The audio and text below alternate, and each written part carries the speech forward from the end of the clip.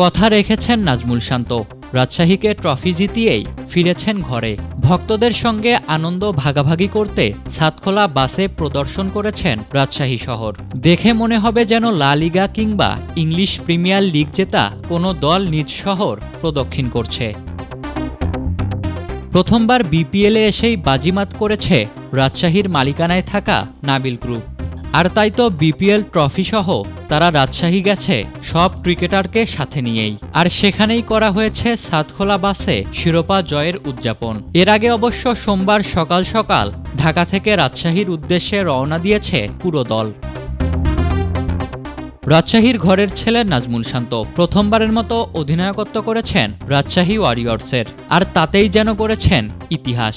শিরোপা এনে দিয়েছেন দলকে। আর সেই শিরোপা নিয়েই ঘরের ছেলে ফিরেছেন ঘরে। ট্রফি জয়ের আনন্দ ভাগাভাগি করবেন উত্তরাঞ্চলের মানুষের সঙ্গে।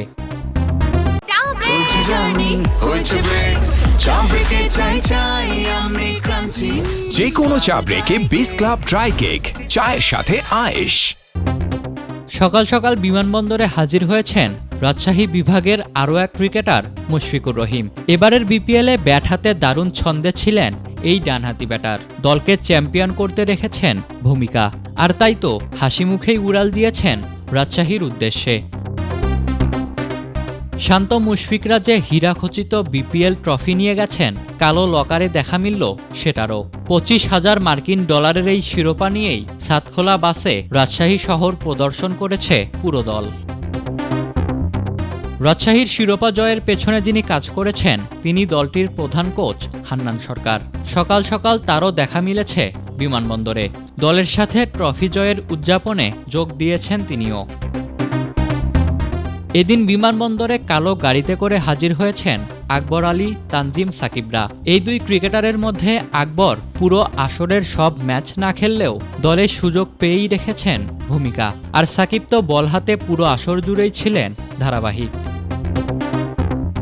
তাদের পরেই ড্যাশিং লুকে বিমানবন্দরে দেখা মিলেছে রিপন মণ্ডলের। এবারের বিপিএলে হ্যাটট্রিক করার মতো রেকর্ড আছে এই ডানহাতি পেসারের। রিপনের পরেই দেখা গেছে আব্দুল গফফার সাকলাইনকে। এবারের বিপিএলে অন্যতম সেরা পারফর্মার তিনি। বিপিএলের পুরো আসর জুড়েই বল হাতে ধারাবাহিক ছিলেন রাজশাহীর এই দুই পেসার। রাজশাহী দলের সঙ্গে শেষ মুহূর্তে যোগ দিয়েছেন দলটির কর্ণধারও। হাসি মুখেই দেখা মিলল তার। অন্যদিকে বিপিএলের দ্বাদশ আসরের পর্দা নেমেছে গত শুক্রবার। চট্টগ্রাম রয়্যালসকে হারিয়ে চ্যাম্পিয়ন হয়েছে রাজশাহী ওয়ারিয়র্স। আর তাই তো শিরোপার উৎসব রাজশাহীবাসীর সঙ্গে ভাগ করে নিতেই ছাদখোলা বাসে রাজশাহী শহর প্রদর্শন করেছেন শান্ত মুশফিকরা। ইশতিয়াক মাহিন, ক্রিক ফ্রেন্সি।